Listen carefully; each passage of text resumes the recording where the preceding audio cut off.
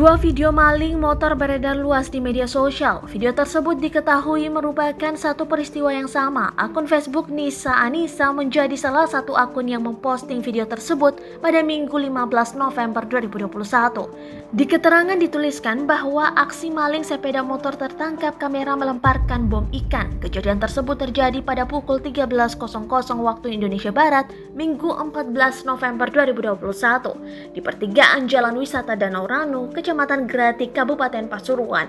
Pada video pertama terlihat massa yang berlarian mengejar pelaku yang berboncengan. Lalu, video kedua memperlihatkan diduga pelaku yang berboncengan. Pria yang dibonceng tersebut bahkan mengacungkan senjata tajam. Tampak kedua pria itu langsung kabur setelah ketahuan warga.